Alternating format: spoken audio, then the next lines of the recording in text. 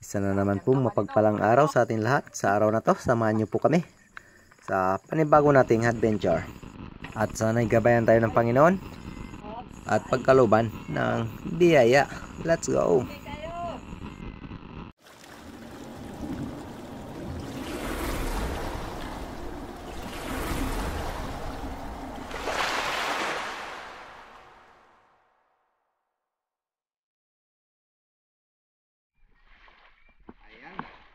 Good morning. Good morning. Arangabol. Yan guys. Isang mapagpalang araw na naman ating lahat at medyo maulan na umaga. Ayan oh, daming huli niya. Oh, isang banyera. 5 pirasong isda, isang pitik. Kaya po oy. Hirap ng isda daw sa lambat. At yun, sa muli, samahan nyo kami. Ngayon ay meron tayong kasama yung aking kapatid. Kahapon hindi siya nakasama dahil meron siyang inasikaso.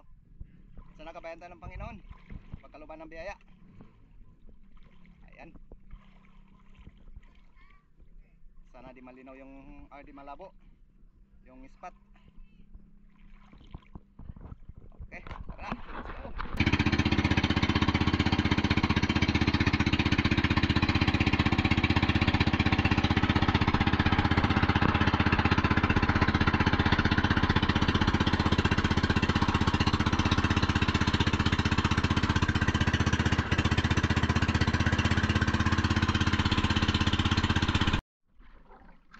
Dito na tayo sa spot. Ayan.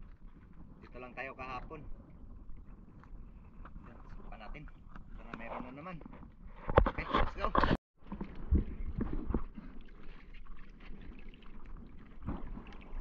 Okay, let's go.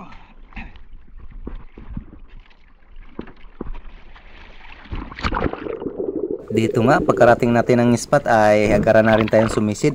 At matapos nga tayong mag-load ng ating SG ay dumiretso na ako sa may bandang Panganto at hinanap ko yung grupo ng mga GT o batfish or bayang, dahil yung nakaraan ng pagsolo dive natin ay doon nakahalo yung mga golden trevally, at dito nga ay agaran akong sumisid at hinanap ko, at dito naman yung mga batfish. Ngunit ayan, at palingon-lingon tayo sa grupo kung saan naka standby yung mga golden trevally. Ngunit sa pagkakataong ito ay medyo malayo sa atin at medyo may malalim din yung spot na ito, kaya umahon muna tayo dito at nag-prepare ng maraming hangin para sa panibagong pagsisid.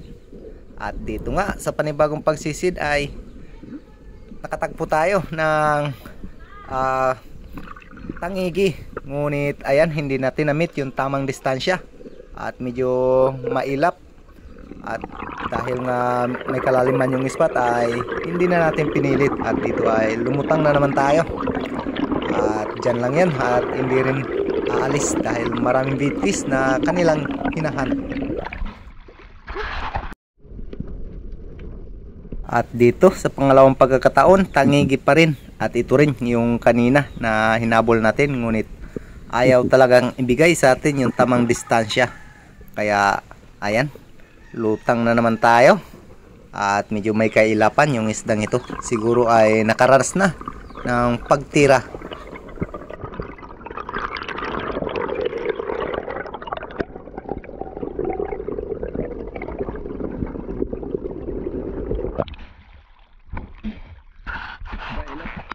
Ayan, at matapos nga tayong magpahinga, panibagong pagsisid, at andito na yung grupo ng golden trevally na nakahalo sa batfish, at ito yung isa ay medyo malapit, kaya ito na yung ating tinira, at ito na rin yung ating kauna-unang isda para sa araw na to, isang golden trevally o badlon. Kaya sulit at panalo dahil good size na ito. Wow!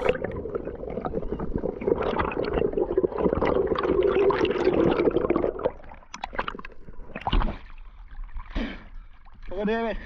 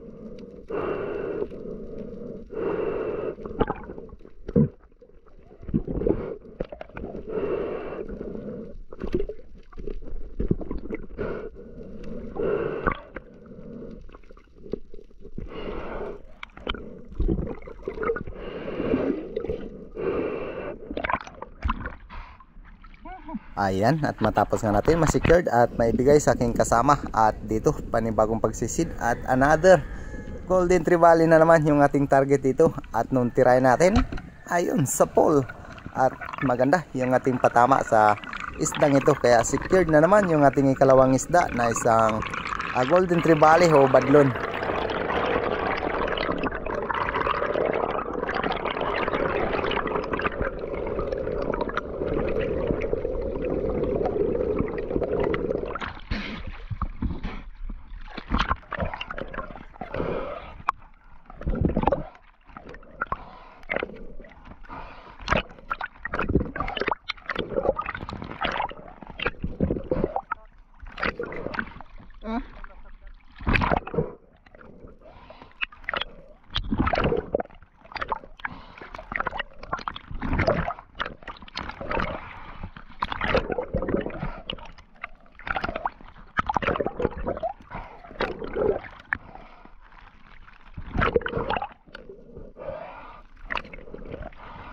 Ayan, at hindi pa nakontento yung ating kasama, at para daw makatira rin siya, sinikinshot niya na.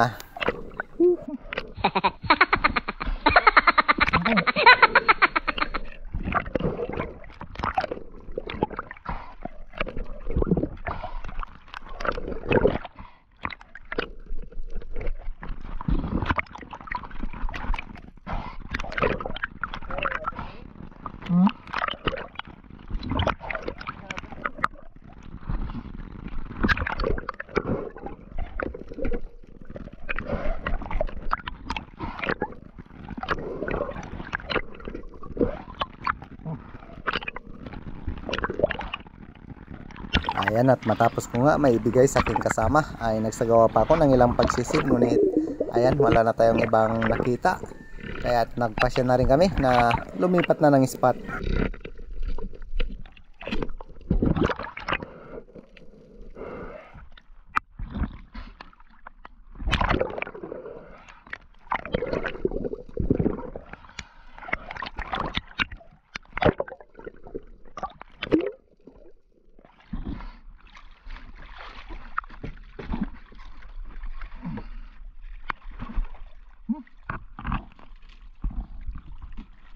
Natin guys, just kabilang bahura. Magkatabi lang na bahura itong pinunta namin, at ito ay medyo gitna ng konti at medyo malakas yung agos dito. At ayan, may grupo ng batfish at meron sana nakahalo na golden trevally, ngunit ayan, yung mailap. At dito sa pangalawang pagkakataon, napakaraming golden trevally. Ang kaso lang ay hindi tayo nabigyan ng tamang pagkakataon o tamang distansya, kaya dito ay hindi na naman tayo nakapagkalabit. Sayang, at malalaki na sana ito, kaya wala tayong magawa hindi umahon. At dito same spot pa rin kung saan maraming golden trevally. Ayan, 2 piraso yung hinabol natin dito, ngunit ayaw pa rin talaga ibigay sa atin ang tamang distansya. Talagang ayaw pa magpaulam itong mga isdang ito. Ayan, kapag tumataas ako ay sadyang bumabalik sila sa spot na ito, kaya ito binaba ko na naman, at ganun pa rin, talagang ayaw talagang lumapit, at medyo may kalakasan ng agos, kaya hindi tayo makapagpatagal sa ilalim, at umahon na naman tayo. At dito ay sinubukan ko na mag-ambos sa pangantuhan na area. Ayan, at dito ay meron sana tayong napansin na isang mangrove snapper, ngunit ayaw din lumapit, at meron ding mga samaral. Ayan, at meron ding mga Spanish flag snapper, kaya lang ay ayaw talaga ibigay sa atin ang tamang distansya. At buti na lang nung lumingon ako dito sa ating bandang kaliwa, ay meron tayong napansin na isang oversized na barchick coral trout, kaya doon na lang tayo natuon ng pansin. At dito ay sinigurado na natin na bago tayo umahon ay meron tayong isdang dala, isang barchick coral trout, at ito yung ating ikatlong isda para sa araw na to. Okay kayo.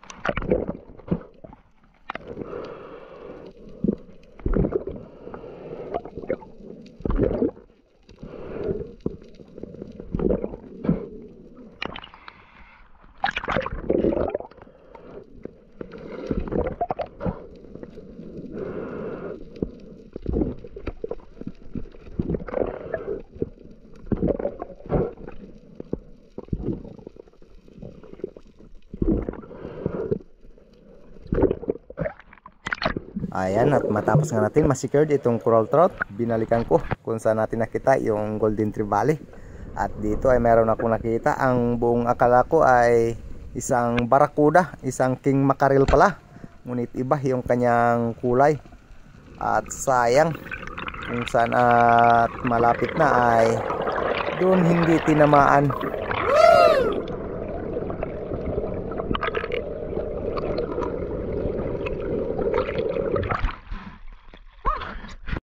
At matapos nga nito, dahil malakas ang agos, ay habang papunta ako sa bangka at mayroon tayong natira na isang slender unicorn at goods na rin ito pang ihaw. Kaya ayan, tinira ko na, pandagdag na rin sa ating huli.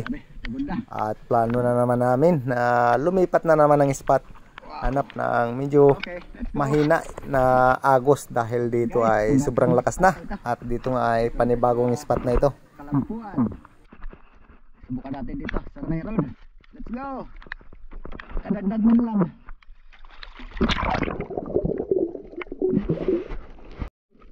At dito nga sa ikatlong spot at unang pagsisid sa spot na to ay nag-ambush tayo.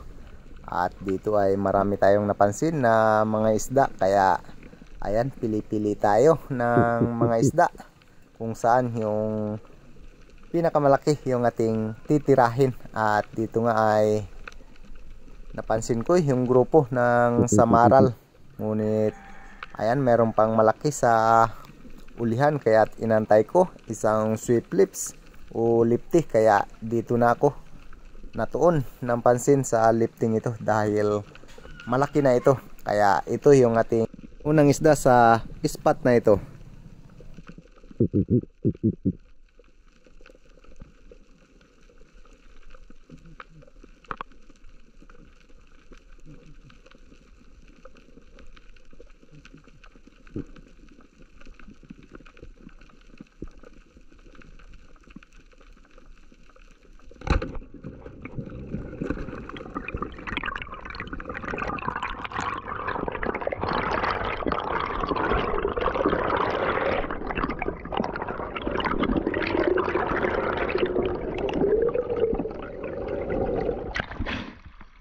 Friend.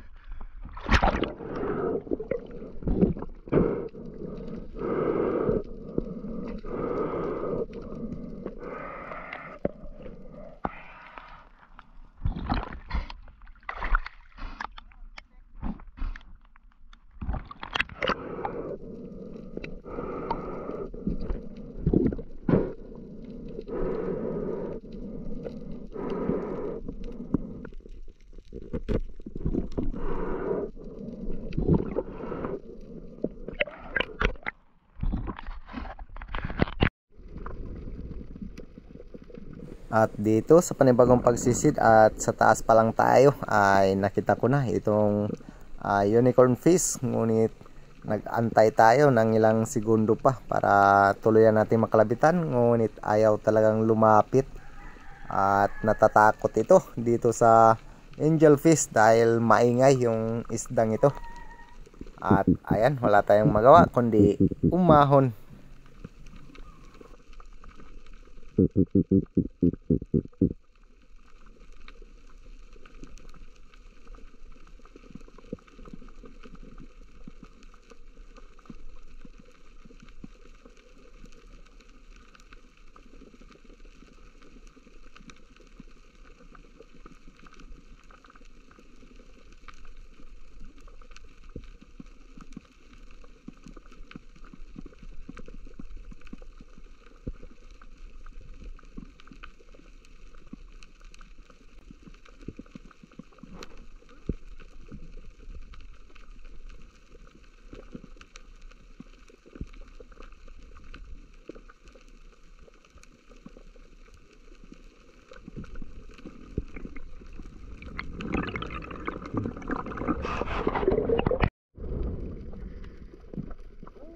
Ayan, at panibagong pagsisid na naman yung ating ginawa. At dito ay sinubukan kong tumago dito sa table corals. At dito ay meron akong napansin na isang napakasarap na ulam at isang Maori Sea Perch. Dalawa ito, ngunit ito merong lumapit sa atin na mas malaki, kaya ito na yung ating naging target dito. At syempre ito na rin yung ating pinaiwan at para maging ulam. At malaki na ito. Ayan, at medyo palubat na yung ating camera kaya nanginginig na. At ayan, siguro ay abutin na rin ito ng mga 3 kilo. At goods na rin dahil napakataba yung isdang ito. At syempre lami kayo. Wow. Okay, ayun na guys, kayat na tayo. Yan tayo katag video yung pagkakyat natin dahil lubat na at nagpalit tayo ng battery. Okay, hapon na rin at yung maulan pa. Let's go, let's go. At bago po ang lahat ay mega love shoutout muna tayo kay Elvis Montales and family ng Asluman Antiki. Yan, shoutout po kay Kasalom TV, Tata Untoy, Fuji Edward ng Quezon Province, shoutout po. At shoutout din kay Johnny Haikin, Nanay Ruby, ayan, shoutout. At shoutout din daw kay Engineer Clint Joel Muradas ng Barangay Marabila, Palanas, Masbate. At belated happy birthday daw. Ang pagbati ay galing kay Idi Muradas. Ayan, shoutout po kay Marcelo Bernaldez, Larimo Silario Lacuatsiro at Danilo Altucci, Danilo Adalim, shoutout po kay Jerry Linisis ng Marikina City, Hanford de San Jose and family ng Kaluya Antique. At kay Ma'am Michelle, shoutout po kay Ronald Imbudo at Dennis De La Cruz and family ng Naikabiti, shoutout po kay Joel Bail at Eduardo Yunson, Robin Lara at Asyong Sandara from Italy, marami pong salamat. At kay Arman Talisik ng Consolation Cebu, shoutout po kay Ribando Silongo ng Las Piñas City, Manila, ayan, marami pong salamat. At shoutout din kay Rafi Spear Fishing, ayan, kay Father and Son Fishing TV, ayan, marami pong salamat. At kay Manoy Neil Vlog at pati na rin sa ating kasama si Lucasi Channel at Juicy Pagdon Spear Fishing, ayan, marami pong salamat sa suporta, ayan. At shoutout din kay Francis Albios ng Santa Teresita Dumaran at kay Renato Disulok at sa Disulok family ng Babatngon Liti, marami pong salamat sa patuloy na suporta.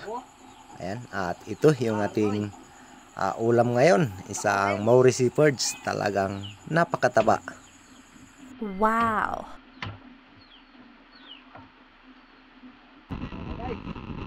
Wow. Lami kayo.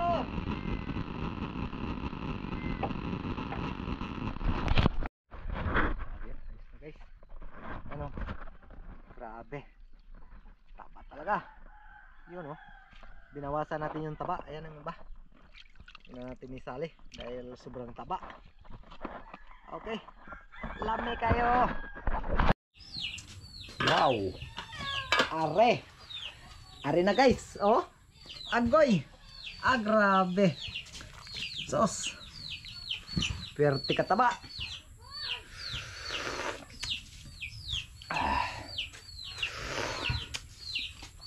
Lami Grabe ang sabaw ni. Matinding sabaw. Talaga. Ayan, oh. Iwalay tayo. Para sulit yung ating sabaw. Saan ang tungol? Ups. Dito tayo sa ulo. Ayan, oh. Ulo at tungol. Ito na. Ayun, oh. Wow. Yere. Out. Bagong agahan pa lang at pantanghalian. Ayos na.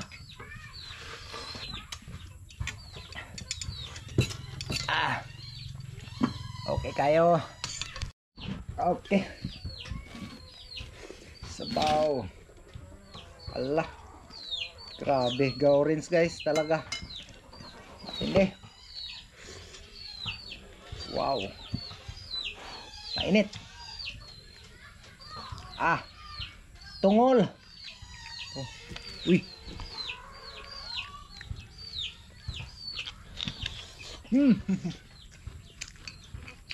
Ayos.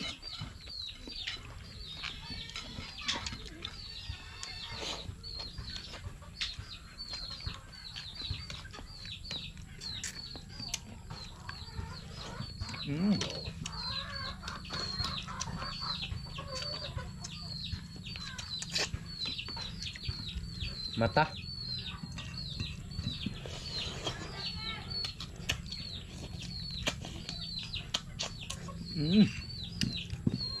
Grabe init.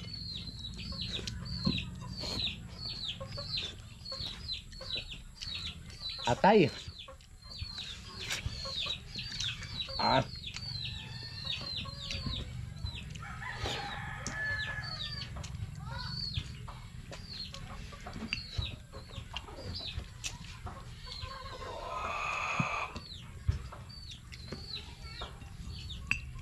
Grabe.